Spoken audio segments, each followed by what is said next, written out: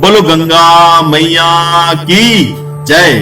क्या गंगा नदी में नहाने से सच में धुल जाते हैं पाप? गंगा नदी को भारत में सबसे पवित्र नदी माना जाता है और इसे गंगा मैया के नाम से बुलाया जाता है और पूजा जाता है। ये हमारे देश की सबसे बड़ी नदी है जो भारत से बहती हुई बांग्लादेश से गुजरकर बंगाल की खाड़ी में मिलती है। यह हरिद्वार, प्रयागराज और वाराणसी के अलावा बहुत जगह पूजी जाती है। हिंदू धर्म में यह मान्यता है कि गंगा नदी में नहाने से सारे पाप धुल जाते हैं और किसी के मरने के बाद उसकी अस्थियों को गंगा नदी में बहाने से उन्हें मोक्ष की प्राप्ति होती है। ऋग्वेद, महाभारत, रामायण और कई पुराणों में गंगा नदी को पापों का नाश करने वाली, मोक्ष प्रदान करने वाली महानदी कहा गया है।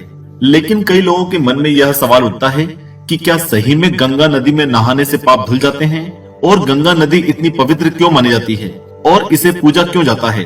स्वागत है आपका आस्तिक स्पिरिचुअल सीक्रेट्स में। मित्रों, आपकी जिज्ञासा शांत करने के लिए हमारी टीम ने यह जानकारी संग्रहित की है और ये वीडियो बनाया है।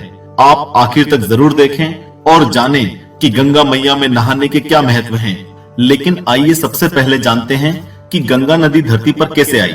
हिंदू धर्म के ग्रंथों के अनुसार एक सूर्यवंशी राजा सागर ने अश्वमेध यज्ञ किया और एक घोड़े को छोड़ दिया जिसके पीछे पीछे सेना भी चल रही थी।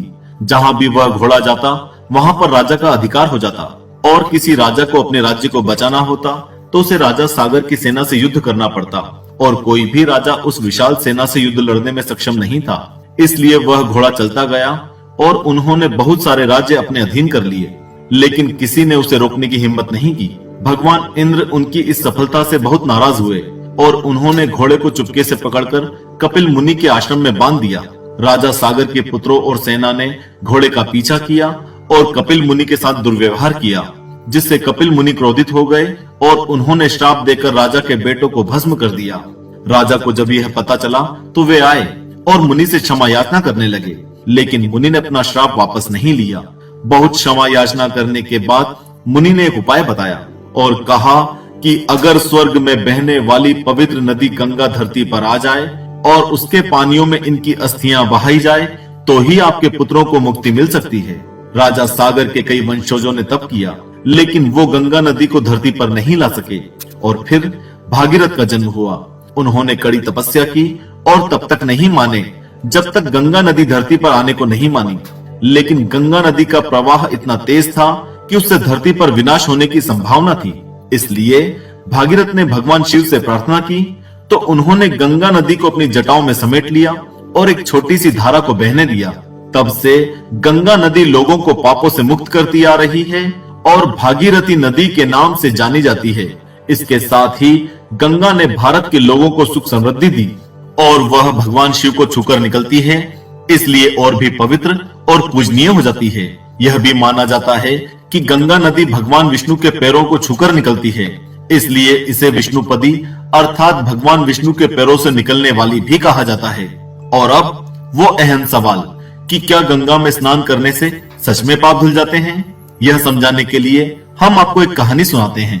देवी पार्वती ने कैलाश पर्वत से काशी को कई बार देखा और हर बार ही लोगों से भरा हुआ पाने पर उन्होंने भगवान शिव से इस बारे में पूछा।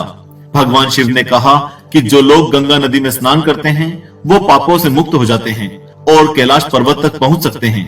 देवी पार्वती को चिंता होती है कि इतने सारे लोग अगर कैलाश पर्वत पर आ जाएंगे तो यहाँ बहुत भीड़ हो जाएगी।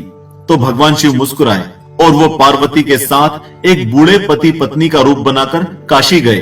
वो गंगा में स्नान करने के लिए उतरे और बूढ़ा आदमी यानी कि भगवान शिव नदी के तेज बहाव में बहने लग गए तो बूढ़ी औरत मदद के लिए पुकारने लगी। बहुत सारे लोग उनकी मदद को दौड़ पड़े, लेकिन सब रुक गए। जब बूढ़ी औरत के भेष में देवी पार्वती ने यह शर्त रखी कि उनके पति को सिर्फ वही आदमी बचाने की कोशिश करे जो पापों से मुक्त हो, वरना वो भी गंगा नदी में बह जाएगा। सब लोग रुक जाते हैं, लेकिन एक आदमी नदी में कूदता है और बूढ़े आदमी को बचा के बाहर ले आता है। तो बूढ़े और बुढ़िया ने पूछा कि क्या उन्होंने कभी पाप नहीं किया? तो उस आदमी ने उत्तर दिया कि उसने अभी अभी पवित्र गंगा नदी में स्नान किया है और इस कारण उसके सारे पाप धुल गए हैं।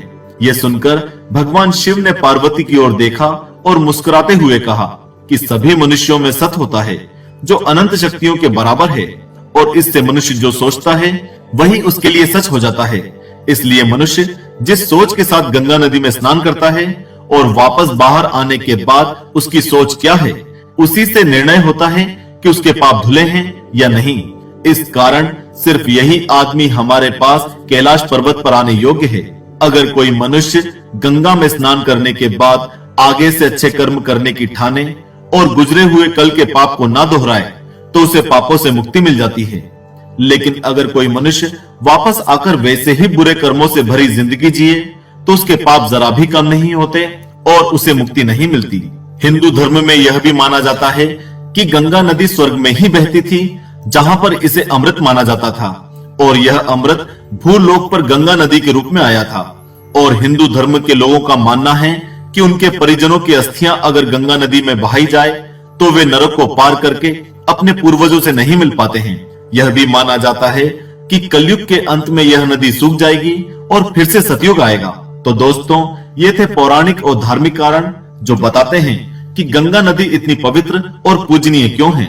इसके अलावा आधुनिक विज्ञान ने भी माना है कि गंगा नदी में ऐसे जीवाणु हैं जो मानवों के लिए हानिकारक नहीं हैं, लेकिन नदी के पानी में कीटाणुओं को पनपने नहीं देते हैं और इसी कारण गंगा नदी के पानी में कीड़े नहीं पड़ते हैं, चाहे इसे कितने ही दिन तक स्टोर करके रखो। और इसके पानी में चमत्कारी गुण हैं। इस तरह गंगा नदी को हिंदू धर्म में एक देवी और एक माँ की तरह पूजा जाता है, क्योंकि इस महानदी ने सदियों से भारत के लोगों को एक माँ की तरह पाला पोसा है। अंत में हम आप सभी से यही वादा चाहते हैं कि ये नदियां हमारे लिए वरदान हैं। इसे बिल्कुल गंदा ना करें। यह नदियां हैं तो हमारा जीवन है, वरना हम कुछ भी नहीं। बोलो गंगा मैया की जय।